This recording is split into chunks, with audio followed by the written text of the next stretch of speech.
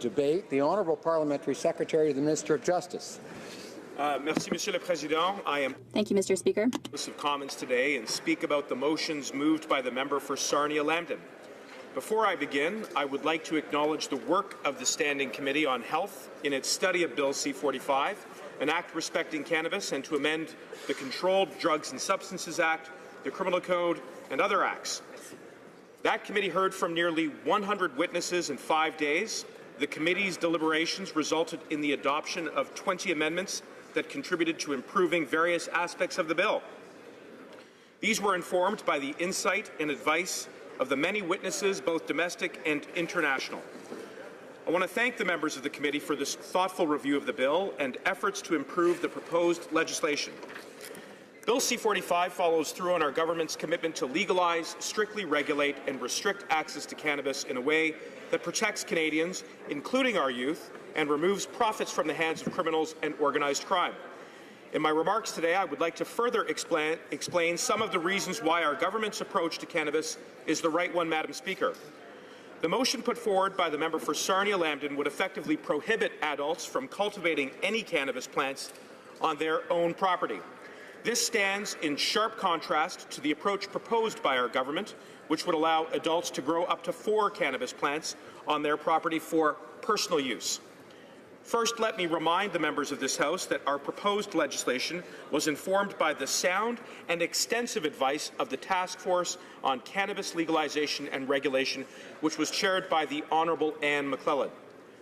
The task force consulted extensively with Canadians across Canada on how best to approach the legalization and regulation of cannabis.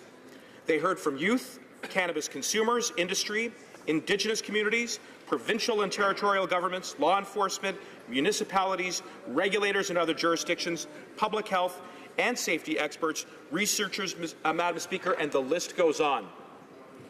Overall, the carefully weighed and diverse range of perspectives expressed during these extensive consultations suggested that small amounts of cannabis for personal use can be safely and responsibly grown at home by adults. The proposed new framework for cannabis, which permits a small number of plants to be cultivated by adults on their own property, is consistent with the approach recommended by the task force. There is no doubt that our government's proposed approach to allow for a small number of cannabis plants to be cultivated at home is balanced, and it supports the objectives of Bill C-45. One of those objectives is to avoid criminalizing Canadians for minor offences related to cannabis. The current approach to cannabis has resulted in thousands of Canadians being charged, convicted, and going to jail for possessing small amounts of cannabis, which indeed is counterproductive. Should the motion moved by the member for Sarnia-Lambton be adopted, Canadians would continue to be exposed to criminal charges for minor, non-violent offences. This creates an unnecessary burden on the criminal justice system, which is one of the reasons these motions should not be supported. We all know that criminal records can result in lifelong consequences, for example, by limiting employment opportunities. Another key objective of this bill is to reduce illegal activities in relation to cannabis. Significant profits are generated by the illegal cannabis market every year, and some of this profit ends up in the hands of organized crime. Allowing adults to legally cultivate a small number of cannabis plants on their property represents an alternative source to the illegal market and should not be prohibited completely. Completely prohibiting personal cultivation, as proposed by the member for Sarnia-Lambton, may undermine the government's ability to displace the illegal market and reduce criminal activities.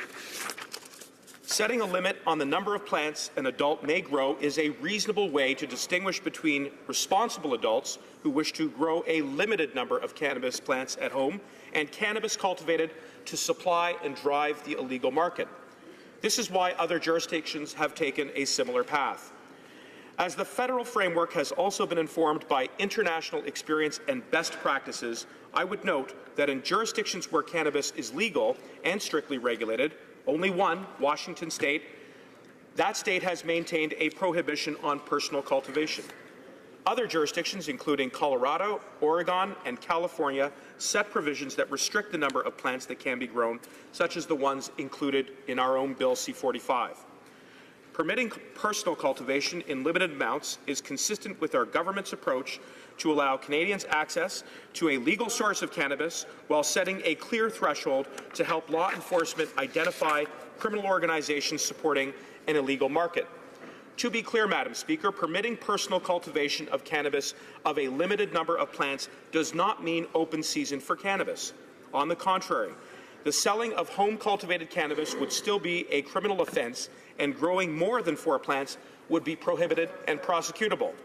Finally, it is important to clarify that under the proposed framework, the provinces, territories and municipalities would have the flexibility to impose further restrictions related to personal cultivation beyond with that which is found in Bill C-45. And this is an important point, as our government believes that they would be in a better position to assess the necessity and feasibility of such additional restrictions and their enforcement. Through our government's proposed approach, Canadians would no longer run the risk of having a criminal record for possessing, sharing, or growing small amounts of cannabis. Canada is more than ready for a new approach, one that includes the ability for Canadians to grow small amounts of cannabis plants at home for personal use.